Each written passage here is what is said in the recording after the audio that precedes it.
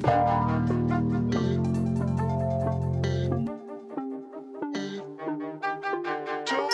Podcast, Tuesday, July 25th. We're a little late getting this episode out today, Cart. We're going to try to fly through this just for editing purposes. The reason this is happening, we pre-recorded tomorrow's episode. That's how good we are right now. We're in a rhythm. We brought on a guest as well. We've seen a lot of people asking to bring on guests. David Klein from Spartan Hoops is coming on the show tomorrow. That will run tomorrow. Today, normal Sleepers Podcast episode, but we are on now our second hour of recording, really going into our third hour of recording. So sorry if this is a quicker episode, but we're just trying to get the content in your hands, folks. Cart, how are you today? First of all, I've talked to you for 2 hours, like I said, but you feel like you are kind of just turning into the third quarter. Like I feel like you're hitting your stride. Now you're on your A game. Oh yeah, I'm good to go. Once I get going, I shake off the jitters. I'm not a real good pregame player. I don't necessarily do the stretches that need to be done. Don't do myself as far as activation and preparation to prepare for what I'm about to do. But I'm good to go right now. I'm feeling good. We're in a good rhythm too. I just want that to be known. The rhythm is rhythming, and that's a scary sight for the folks out there. You don't want to see the rhythm from the Sleepers. Let's go right into comments from yesterday's episode. 16 of them today. Keep them coming, folks. Appreciate all the views, the likes, the comments. Everything helps. First, from C. Schmide 2079, the sports rant from Greg was absolutely magnificent. Thank you. I hope you enjoyed that. Grant Total 8961 says, hope you guys can bring on more guests, especially current players.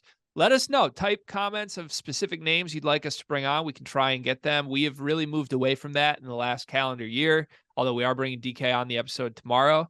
But we've kind of just, as we pivoted more toward YouTube, we've done less of the interview style show that we used to do a lot of. We still, I think, could do more of that. So if you have specific names, let us know. We can certainly try to make it happen. Ulamog says, if Carter's cabin is in Hocking Hills, where would Greg's be? Or is Carter just in a whole other tax bracket? Are you in? I'm not in a whole other tax bracket. Just let that be known.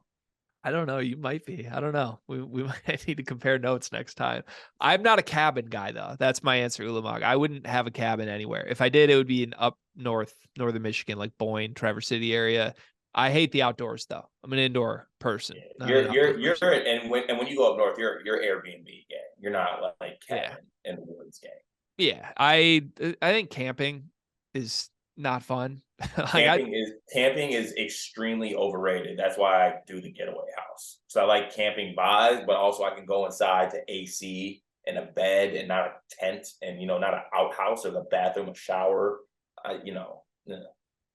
Yeah, I still need people to explain the benefits of outdoor life to me. Like I want internet and air conditioning and sports on TV. That doesn't happen in the outdoors world, but hey, to each their own. Steve Frisbee said, impeccably delivered. I believe he's talking about my rant. He said, I need the greats to be great. All those examples. Also liked Carter's pinch of parody. Nice episode. Good vibe. Thank you, Steve Frisbee. I agree. Pinch of parody was a very nice line by Cartino. User with a bunch of numbers says, love to hear a Morez comparison from y'all. All I hear is Montrezl Harrell, but all I see is Robert Williams. Cart, what's your comp for Morez? I didn't think that Robert Williams was. I don't think he has the height and the length that Robert Williams has. If I'm correct, I think Robert Williams is pushing like 7 feet, but Morez is more like 6'9". I do like the Montrez comparison. I think that he could be like that 5. I think he has the length to do it. He has the power and the body and the size to do that. I really like that player, I'm talking like Montrez at Louisville. By the way, I know he did some things in the NBA, had that stretch where he was like really a sought-out player, but Montrez was very special on that Louisville team. So I do like that comparison. I'll come better prepared next time, though, for our next episode with like an actual comparison that I pick. But I do like that Montrez comparison. I don't hate Montrez, mostly because Morez sounds like Montrez. Like you could just pull the NT off. What about is Kenneth Faried crazy? Like just sort of super productive, tenacious, but smaller, big. That's sort of what I said.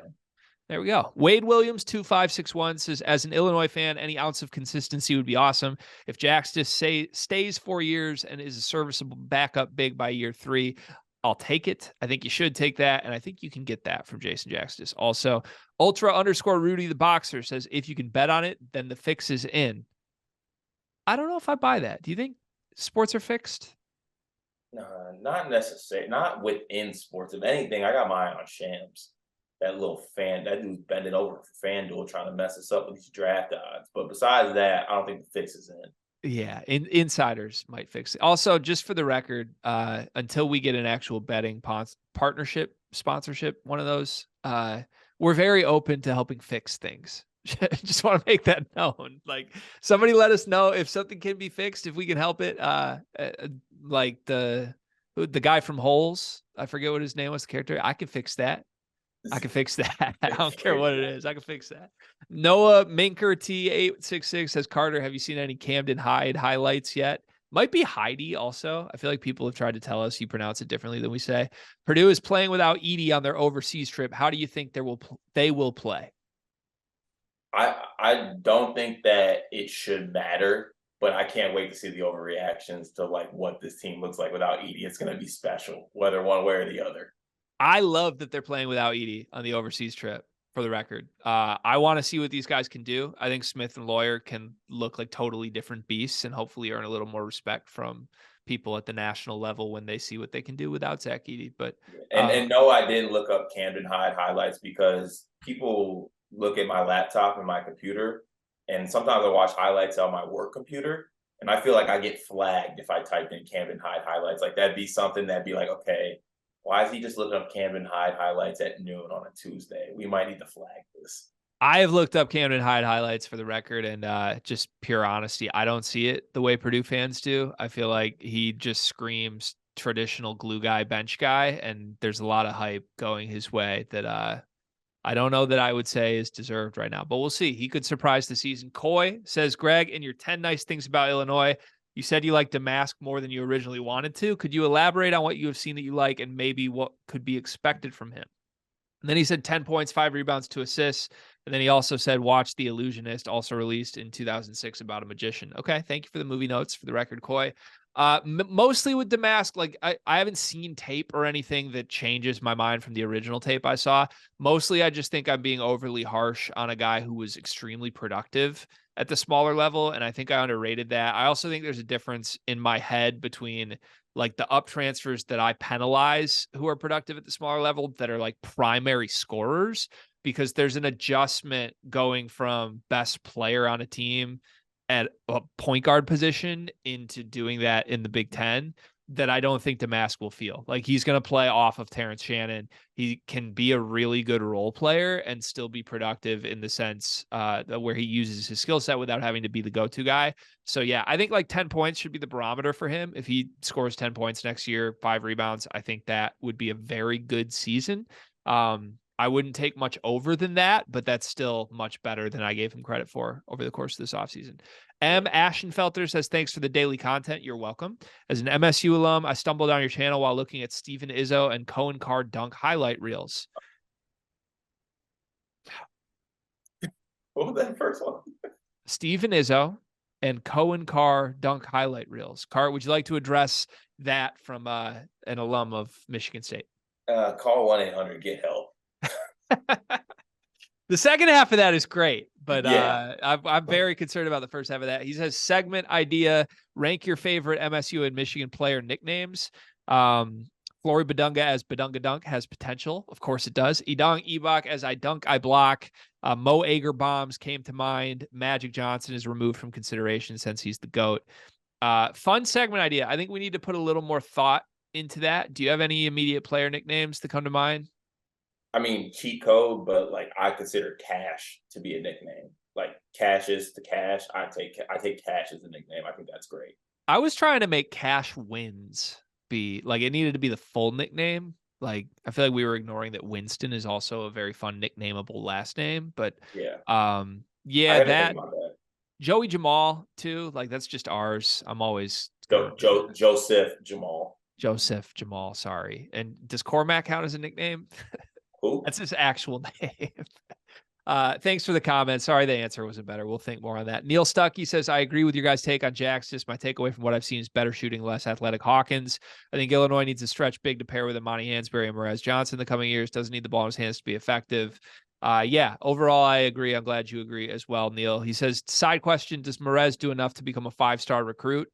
Wouldn't shock me, but I kind of like where he's at. I feel like he's underrated where he's at, and that's not a bad thing. Yeah, I think you want him to stay where he's at too. In Yeah. today's age of college basketball recruiting too, I think you want to keep him there. I agree with that. Wyatt Robinson 7620 says Greg said his favorite college team to watch was the '05 Illini. The best Illini team was the '89 team. A couple good potential guest options. Our fellow podcasters to debate would be Flying Illini teammates Marcus Liberty or Bardo. Yeah, I would love to get Bardo on for sure. He's definitely made strides on the media side of things with his work at Big Ten Network. I've seen tape of the '89 team because Michigan was also very good that year, but I'm still taking '05. I'm sorry. D Brown, like the cornrows, the headband, everything was so nice with that squad. And Darren Williams, like superstar, and he was like my third favorite player in that backcourt. It's crazy when you think about it. Also, Cart kind of looks like Darren Williams, just for the record. Google it. Turney J35 says, keeping with the Christopher Nolan theme, better bad guy, Joker or Bane? Please tell me everyone caught the Drake combination line. That was funny for sure. Thank you, Turney J. The better bad guy for sure is the Joker. Partially Heath Ledger's performance, but also like Bane in general, it like you just can't hear him at all. Lame villain to me. Car, any thoughts there? Yeah, Joker's definitely you definitely chose the one that's more insane. Bane just has unreal lifting habits. Yeah. Yeah. And I don't think there's much there, but fair question. R. Johnson says, Greg, you went to Michigan State. How'd the Michigan fandom come to be? Were you a fan as a kid or was it an after college thing?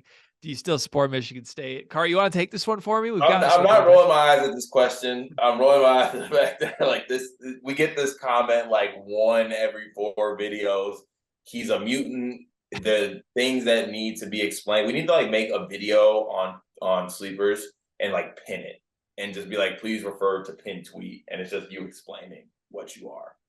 Yeah. I still root for Michigan State football. When they play Michigan head to head, I am rooting for Michigan State. I don't like Jim Harbaugh. That's the largest reason of that. I am a Michigan basketball fan. I fell in love with John Beilein and haven't been able to shake it. I'm not the biggest fan of Tom Izzo. I respect everything about him. Just have a hard time rooting for him and his teams. I like when Michigan State basketball is good. I will say, like, if they're playing a random team, like I'm not actively rooting against Michigan State, and I like watching all of their games. But yeah, when they play Michigan, I hope Michigan buries them. Sorry, I know that's bad. It makes me the worst Michigan State alum of all time. Chase T65012 says Terrace Reed Fan Club supports Sleepers. Thank you, Terrace Reed Fan Club. That boy from Illinois says individual sports like golf and tennis are cooked when there's no generational talent playing. Golf hasn't been the same since Tiger was caught cheating on his wife. College sports are cooked when you have a 25-year-old quarterback leading their team to a natty and COVID players are still a thing. Pro team sports are cooked when the most dominant player in the sport isn't marketable, like Jokic. If Wemby was a bust in the NBA, it could be cooked for a while. Pretty well thought out comment to me, honestly. He's spitting. Yeah, we got to get rid of 25-year-olds in college sports in general. That's a must. I don't think Jokic not being marketable is a problem of it, though. Like Jokic, to me, did his job. He's the only great that did his job this year. The problem is the more marketable superstars like Jason Tatum and Giannis who did not do their jobs. That was who that rant was directed towards. We should have seen Jokic beating Giannis. Like, it should have been Jokic, exactly. Giannis. Like, Jokic did what he had to do. Giannis didn't hold up his end of the deal. Yeah. And now he's on Twitter making jokes about going to Saudi teams. Like, what? Yeah. I think people misinterpreted, like, I'm not coming after the underdogs here. Like, credit to all those teams I listed that I'm mad about yet. Like, credit to the Miami Heat for playing well. Credit to TCU football for playing well. Credit to Florida Atlantic and San Diego State for playing well. My problem, again, to the Brian Harmon thing was those teams are supposed to play well just to come close to beating the better teams. Like, the better teams are laying giant eggs, and I'm mad about it. Ulamog says, if you guys are still recording, would appreciate a segment on Bronny having a heart attack. We did speak to that on the one big thing for tomorrow's episode that will run after the DK show. We just recorded that. Didn't want to do a full segment on it. Felt a little just inappropriate to kind of use that for clicks, in my opinion, but we're very sad about it. Our thoughts are with Bronny. Obviously, it's a tragic situation, but it does sound like he's in stable condition. Hopefully he can make a full recovery, which is great. That was all of the comments for today. Appreciate everybody as always. Keep them coming. We want an active comment section. It's the number one thing that helps you support the Sleepers podcast. Moving on, Cart, our first topic of the day. Would you take the money? It's a fun topic. You already said yes. I don't even have to tee it up more than that. You're just taking the money. No, I'm taking the money because one of my most, annoying things or sayings that comes about is like money can't buy happiness. That's not true. I could think of so many things I could buy that would make me happy and the less stress I would have if I had more money. So yeah, if I can create generational wealth not only for myself but my future kids and my kids, I'm gonna do that. Like I'm gonna take the money. So So it, this it, is this is coming off the heels of the Saudis trying to get Kylian Mbappe, and they offered Kylian basically more money than like every NFL superstar combined that you can think of. Yeah, the staggering number. Clearly, he appears to not be taking the money, but it is a fair question. Like this is basically the live thing all over again. Is this going to infiltrate other sports? Are the Saudis going to come after NBA players, football players? Like what is next? You're saying unequivocally you are a supporter of team take the money in all spots. Like if you get offered a paycheck like that, no matter what it is, no matter who you are, you should take it. That's your stance. yeah, LeBron James gets this offer. He should take it. yeah. 2011 LeBron James, Miami Heat LeBron James, who still needs NBA rings. He should take it. You can make $24,000 an hour playing for that Saudi league. That's what, Greg. That's not a misquote. $24,000 an hour. Is there a bar to money though? Like if you're LeBron James and you already have hundreds of Well, millions okay, in the okay. I bank, will say this. I will say this. It's different for I guess LeBron 2011 or LeBron in the stage he's at now. Me personally, I'm taking the money. wired differently. I'm taking it. What's the lowest number that you would take to leave your entire life for the Saudis? The lowest number. Yeah, like if it's $24,000 an hour is what Killian was offered, what would you need to be offered to pack it up, leave your job, leave Sleepers Media, leave everything about Carter Elliott's life except for you can bring your wife with you, you can bring your dog with you. What would you need per hour to pack it up and take a new life for the Saudis? You're gonna hate this, but if I had a 10K check forwarded to me right now, just straight up, I'm probably making that move. Just 10K one time, not even an hour, no No, salary. yeah, just All yeah. right. All right. Carter Elliott is wired differently, I guess. Saudi's got great Wi-Fi. For the record, I am team take the money as well. Unless you're already like in GOAT territory, like if you're Lionel Messi or if you are one of these other guys at the top of their sport and you have legacy points on the line, then I would consider not doing it. But never going to hate on somebody for taking the money. You should always support taking the money. I do think Messi coming to the MLS is a horrible decision, though, along the lines of take the money. Like, people are really loving that free kick he buried. I'm not loving that free kick that he You're not loving that buried. free kick. I'm so like, there people are trying to make that out like, oh, this is one of the greatest moments in American soccer history. Are you kidding me? Are you kidding me? Like, I if mean, bro, it is. American soccer stinks. right, but MLS stinks. if it is that is horrible. One Yeah, and it's two, MLS stinks. right, like the concept of a guy who could potentially be considered the greatest to ever do it playing in the MLS is horrifying to me. Like if LeBron James just went to China and hit a game winner in his first game in China, are we acting like that's impressive? No, not at all. That's essentially what this is to me, though. Like, oh, Messi buried a free kick, cool, in the eighth best league in the world, awesome. Yeah, I mean, Well, it's what a just. moment for the culture. Like, I mean, it's just. It's like I said. It's amazing that MLS is able to even have the ability to let Messi grace the league. That's what it is. well, I don't know. I guess the party at Publix that night probably went crazy. Shout out to Lionel Messi. Shout out to the Kardashians and Hey, Public LeBron James. slaps, by the way. A It's public all right. sub. It's all right. It's all right. What? I said it's all right. It's not bad. It's all right. That's crazy. Can we move on to the Maui Invitational field? Did you see how good this field is? Yes, I love it, and it's needed too. After the last couple years, I think it's been lacking as far as like matchups. Card, I think this is the strongest tournament in college basketball history. Strongest. Okay, so what other tournaments are you putting it up against? Any preseason tournament you can think of. Okay, so like easily clears the Champions Classic. Yeah. I mean, the Champions Classic, we've had some great games, great moments. Yeah. One, there's a little extra like mystique, obviously, to an actual tournament and specifically True. to Maui in general than just like Hmm. a one game. Also, I want to go to Maui. You and I need to manifest a way to Maui at some point here. Now, these matchups are crazy to me. Like in the first round of this tournament, we get Marquette against UCLA and we get Purdue against Gonzaga in the first round of this tournament. I'm shocked. Like Tennessee's playing Syracuse. I don't get why they didn't chunk up. Like Tennessee should be against Gonzaga. Syracuse should be against Purdue.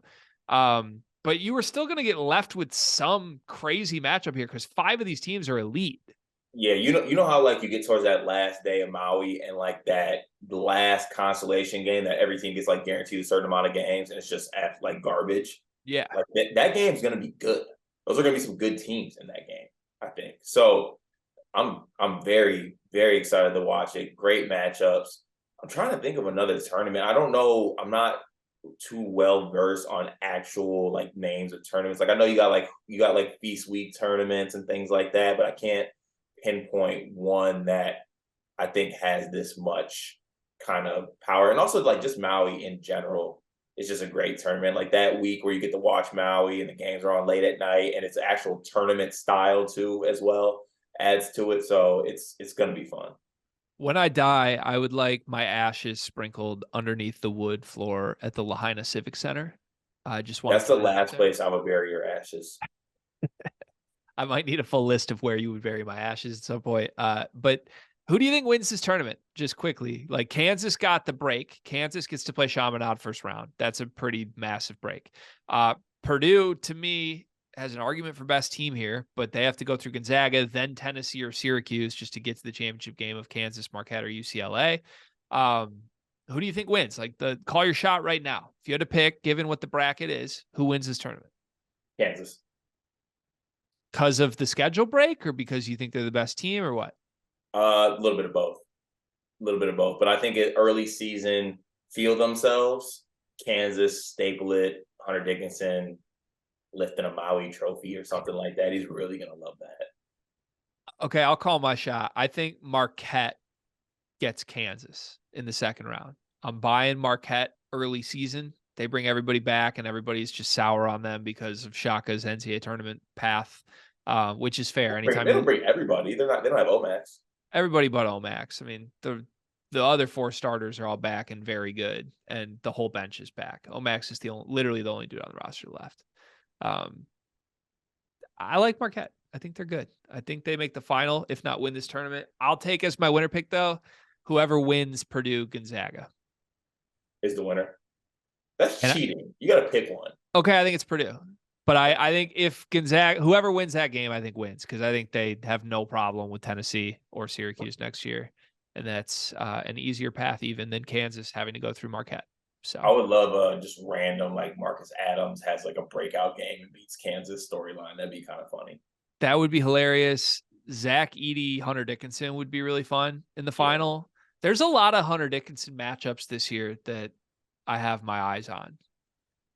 In fact, that's a really good segue to one of them, Cart. Hey, it's Greg here, interrupting whatever nonsense Cart and I are talking about to ask you if you knew that we do this 5 days a week now. Monday through Friday, you can find the full video episodes of every episode of the Sleepers podcast on our YouTube channel. You can also listen to them wherever podcasts can be listened to. Please like and subscribe though, because we're kind of trying to make this a more real thing, and we don't really make any money off of this right now, which is not ideal. So yeah, thanks for watching. Hope you enjoy this, and let's get you back to the show. It's not happening next year, but it's happening in 2 years. Kansas and North Carolina have announced that they are playing a series against each other. And not only is this like we're going to be on the schedules against each other, they're playing each other in their gyms. That doesn't happen much. Blue blood programs are notoriously hesitant to schedule that way, where they have to go to a true road game. Look no further than John Calipari refusing to play Gonzaga at the Kennel. Look no further than Duke rarely ever scheduling a true road game. Well, Kansas and North Carolina have established the Roy Williams Bowl, where they will play a home and home starting in the 2025 season and then continuing after that. Cart, Hunter Dickinson's going to play Armando Bacot as super seniors. That's my takeaway here. This is 2 years away, but that's going to happen. That'll be absolutely hilarious. I do love that they are playing. You pointed out that they are actually going to their respective gyms. Like Allen Fieldhouse is going to be absolutely insane. The Dean Dome will be insane. I'm going to throw my shot out here at a hot take. In that game, I don't think Bill Self or Hubert Davis will be coaching those teams. Whoa. Okay. For whatever reasons. Well, can I get an answer on the reasons? Bill Self, I would assume, is retirement in some form, whether it's medically forced or whether he just says he's done. Is that fair? Yes, retirement. And I also would lean towards it being retirement, like going out on top. Oh, wow. So you're now predicting a Hunter Dickinson national championship followed by a retirement from Bill Self. I see a world. That's gross. Okay. And then Hubert Davis, I assume you're projecting gets fired. Yes. So they missed the tournament this year? I don't think they have to miss a tournament for him to get fired. Oh, that's crazy. They're not firing him if he makes the tournament. If he's in the play-in? So, okay, like, what's the scenario? They're in the play-in and they lose? Yeah. That could happen. Is in the play-in in the tournament? I don't know.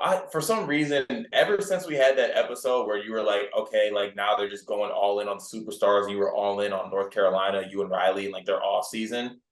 For some reason, ever since then, it's just been festering inside me that I can't get down with that. Like RJ and Armando were part of the reason they stunk last year. That's a thing. Not a large reason, though. But they were a part. They were a part of it. Not a large reason, though. They were a part of it. And Armando is shitting on freshmen that are trying to come in, saying they're ducking smoke and forcing them to leave. Like, I don't know. Like, remember how when we started Sleepers, though, 4 or 5 years ago, we had a third co-host? Yes. Remember how he just didn't really do anything and didn't show up to recordings much and just didn't really add too much to the table? I probably had a play in that. Like, I remember this distinctly. Our first episode with him, I go like, "Hey, I can't wait to meet you in person." And he goes, "I've met you at least 4 or 5 times." And I was like, I'm just saying, I don't think like the blame goes on you or I that we didn't work as a trio. I almost used a different word than trio, and I stopped myself. Credit to me for that. Thank God. You're welcome. But like, Sleeper started to get a little traction once we just honed in on the 2 stars.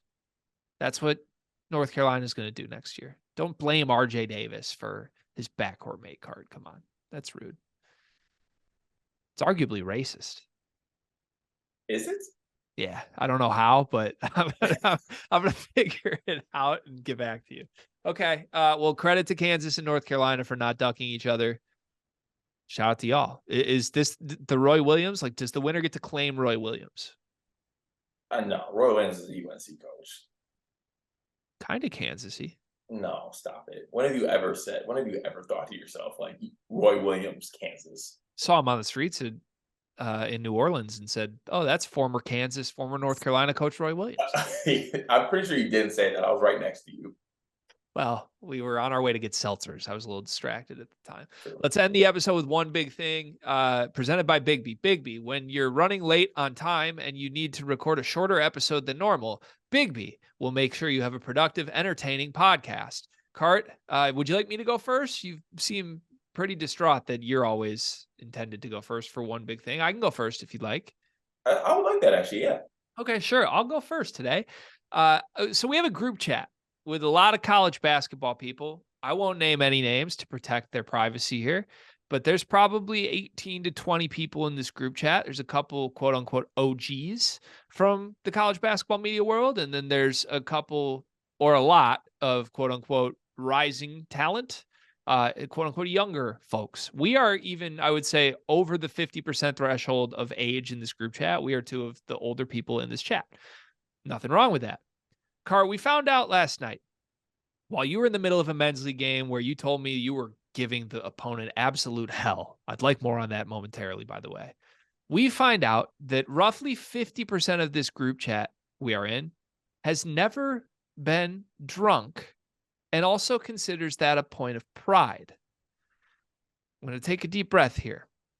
Let me begin by saying there's nothing wrong with that. Of course, to each their own. I respect it. If you're not a drinker, I respect that. I have found myself, since I'm a new father, I have not had the urge to drink nearly as much as I did previously. I certainly don't crave like, oh, I want to go get blackout drunk. There's nothing wrong with that. There's nothing wrong with the other side. Here's where my problem is, though, Cart. That group chat, most of the people in it clearly took it as like a big point of pride to say out loud, I've never been drunk. That's crazy to me. There is no use in using a point of pride saying, I have not done something. That doesn't apply to just drinking. I will just share some facts here. I do not enjoy smoking. I have smoked only a few times in my life. There was a long time where I had never smoked, and I was around people that smoked a lot. I would never, ever use it as a point of pride to be like, I've never smoked. Like, that's just, it's not for me. That's fine. It's crazy to like, not saying you're looking down on it, but it's crazy to be like proud of the concept of I've never tried something, unless what you've never tried is like a crime. Then you can be proud that you haven't done it. And even That's my so, stance. like depending on the crime. Right, exactly. So that's my stance. Like, no shots fired. I love everybody in that group chat genuinely, but I was a little shocked. I was a little shocked to find out, like, damn, I think there's people who respect me less because they know I enjoy a good vodka lemonade a couple times a week. Like, that's sad to me. Yeah, it hurts me, especially because like some of my fondest memories have been over a nice cocktail with the boys or a nice cocktail with the wife. Like that's, a nice cold beverage. I think it helps. But like you said, to each his own. Uh, I made like a funny joke. I was like, because someone got like, I don't know. Honestly, I don't even want to get into it, but is what it is. Before I get into my one big thing, I do want to comment on my men's league game. I think that I need to realize more so that I'm a tough body and person to handle down low to the normal person.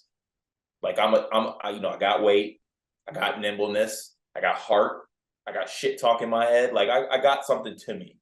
And when I want to, I can physically dominate a game down low in a men's league game. I need to realize that. Damn Sometimes skippy. it's hard for me. What have I always told you? You're one of one. I've looked you dead in the eyes probably hundreds of times at this point in the last 3 years. You're a problem.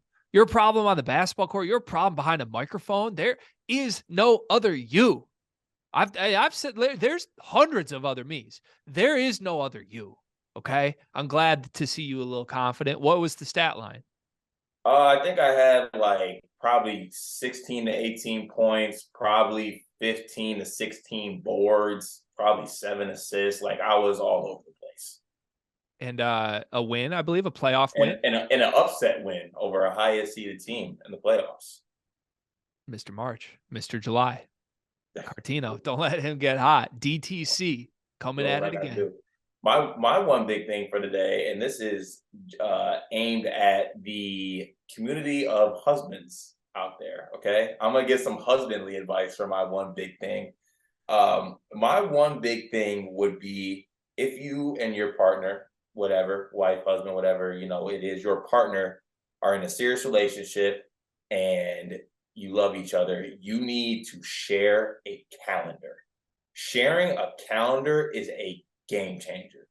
Putting everything in the calendar, no matter what it be, and it has to be a shared calendar. So I'm able to see events that my wife might have coming up, things I might have coming up, things that we might have for our dog coming up.